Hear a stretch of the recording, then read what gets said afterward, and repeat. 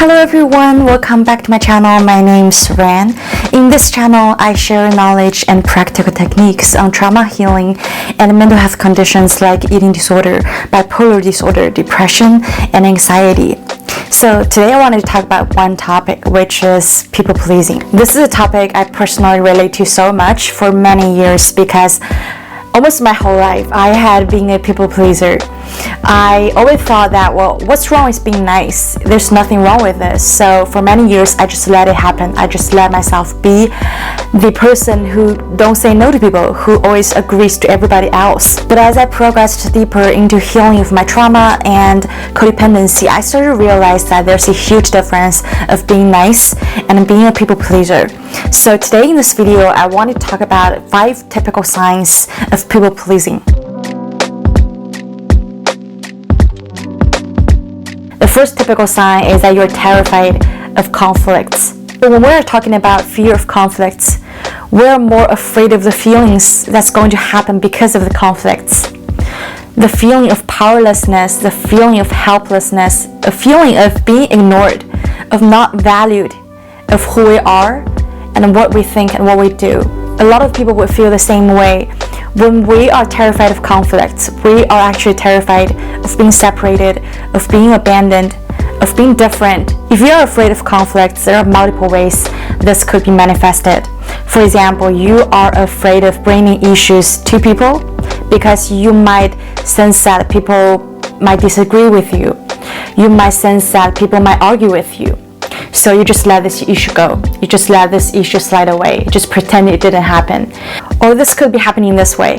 If you're sensing a potential heated discussion, no matter if it's in a business setting or household setting, you start to sense this quarrel going on, and you're gonna be the first one to jump in and to patch up the quarrel because you're scared that this is gonna go out of control, even though it's a healthy discussion.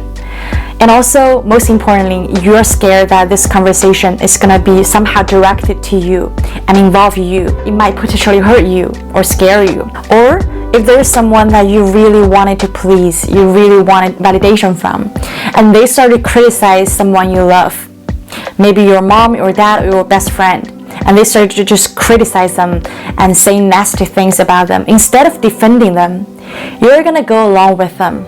Because you're afraid the difference of opinions, your behavior to stand up against them is going to create a separation. And that separation is exactly what you fear most, because it's a form of disapproval of your entire person. Even though consciously we know exactly what we're doing, we're betraying our personal integrity, we're betraying ourselves because we feel this shame, we feel this guilt, but we just find it difficult to do anything differently. We had to go along. We feel like we have no choice but to agree to other people, but to shy away from conflicts, but to just try to be the party to reconcile the whole situation so that it wouldn't bring fire to us. We're scared to shit because we feel powerless to conflicts. We feel like we couldn't defend ourselves. We feel like if we actually stand up for ourselves, nobody's gonna be there to back us up. And we'd rather be seen as a nice person to not cause any trouble. That is something that causes us to run away from conflicts because we prefer to be the nice person, to not experience those feelings. And the second sign is that you take blame for things that aren't really your fault. I think this is the point that's the extension of the first point of fear of conflicts. Is another manifestation because we are basically afraid of speaking up for ourselves, of arguing, well, it's not my fault. The truth is blah blah this, and I didn't do anything wrong because I felt blah blah blah that. Because as a child, maybe nobody ever listened to us, listened to our explanation. People never looked at us in a way that our feelings are validated, our truth are validated. It's as if they've decided, well, this is how things happen. It doesn't matter what your excuses are. It doesn't matter how you feel. This is the final saying. And you did something wrong, and that's your fault. I don't care what actually happened. A lot of us who have experienced this kind of degree of ignorance will know the pain behind it. Sorry is the word of the highest frequency that comes out from our mouth. For example, maybe one time you and your friend go to a restaurant that you picked, right? And the food doesn't really taste that great, and the parking is shit, and the whole thing just got pretty bad, and just kind of ruined everybody's mood. Oftentimes we would say like, oh, sorry, I shouldn't have picked this restaurant. Sorry, I didn't know the parking is gonna be so bad. I'm so sorry. I shouldn't have dragged you here at this hour when I know that it's gonna be so crowded, you know. We just are ready to jump in and say sorry anytime. We just are ready to jump in to put out any fire that even more than ours, because we just didn't want to be viewed as someone who's hard to get along with. We don't want to lose validation we got from this person. We're just so terrified to be even slightly negatively judged by people, or lose the attention, lose the validation, lose their approval, because we have no idea who we are without the people we're trying to please. And the third one is you find it hard to accept the idea that someone doesn't like you. For people pleasers, it doesn't matter who the other side of the person is. It doesn't matter if it's your boss, it's your colleague, or neighbor, or just friend, or some random stranger you meet outside of Costco. You just have to make them feel that you're nice. You have to do extra things for them to agree that you're a good person, for them to like you. And any idea of another person not being a big fan of you, not really liking you, just freaks you out. It starts to upset you. It starts to get you to question what your worth is. If you are a nice person, if you are good enough, if you have special reason to live in the world. Because deep down, we're not sure ourselves. We have no idea if we're valuable. We have no idea what's the reason that we're living in the planet. We haven't figured out all those things. That's why we rely heavily on external things, on maybe relationships in this case, to make us feel good, to make us feel like we're approved of the way we are. For example, things I would do, I think a lot of people can relate to this. I would respond to a friend who has lost contact with me for years. When they suddenly show up, they wanted me to criticize their resume on a Sunday, when I really just wanted to rest and sleep. I would get up in the middle of the night to critique their resume just to leave a good impression. When I heard somebody's upset, I would figure, wow, it's a perfect opportunity for me to prove my value of being a caring person.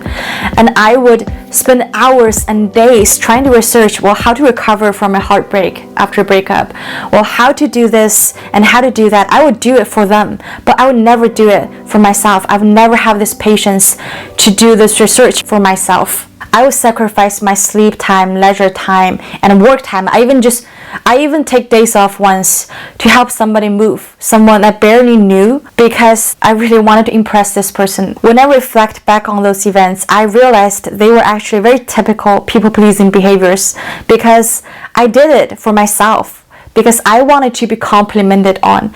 I want to be remembered as a good person, as a sweet person, as a gentle and caring person, instead of just trying to maintain a healthy and a reciprocal, beneficial relationships. I never spoke to those people ever again, but I just wanted to be remembered by them as a good person, and that's how far my people pleaser behavior can go.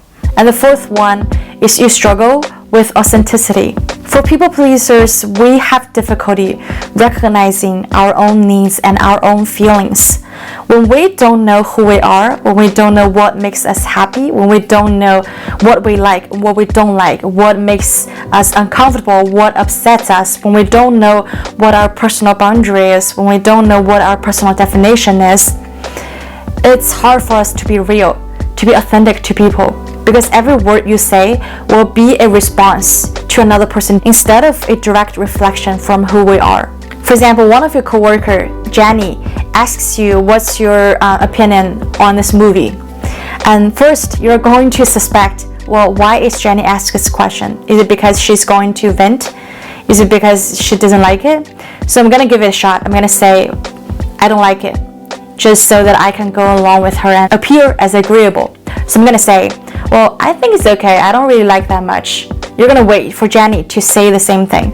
And if they say that they like it, if they say the opposite, you're going to get nervous. And you're going to go, I don't think it's that bad either. Well, I mean, it has the shining points. I think I still like it. overall, you're just trying to detour back to whatever you think this person is going for. For a lot of us, it's actually a subconscious behavior because we actually don't know how we feel. We actually don't know how we think. For example, when I was in a movie, I get distracted in observing people around me, how they respond to the movie, to see if this movie is good. I wasn't totally paying attention to the movie myself.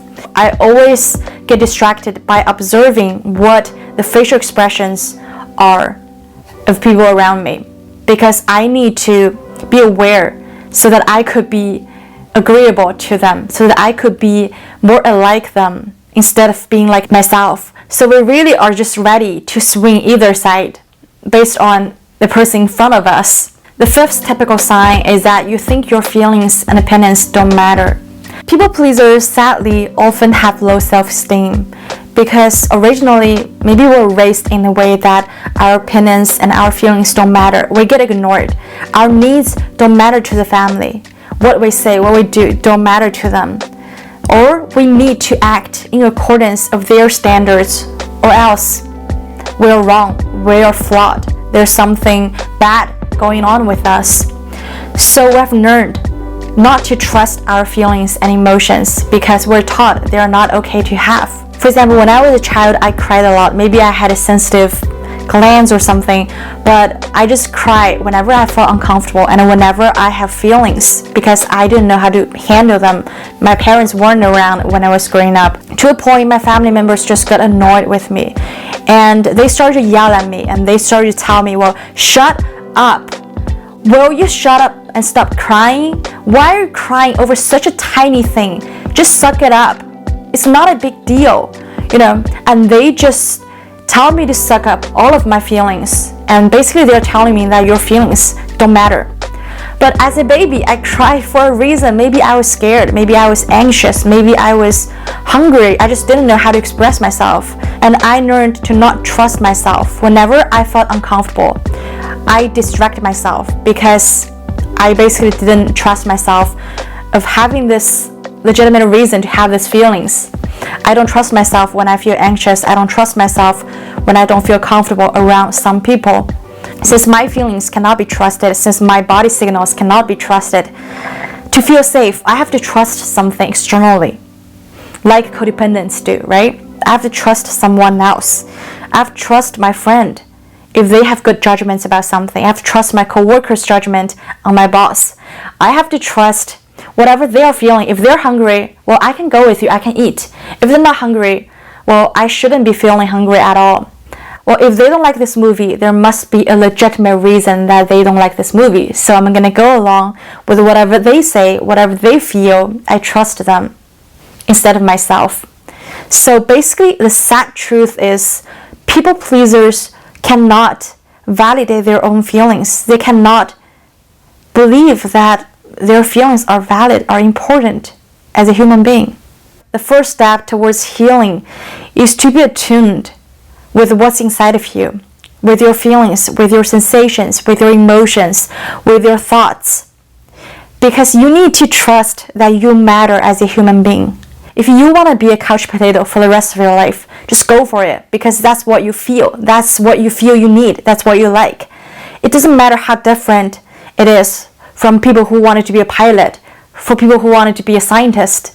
It doesn't matter because you matter as an individual human being. Everything of you is unique and you need to trust that, and you need to find ways to validate them somehow instead of waiting for other people, external world, to do the same thing for you.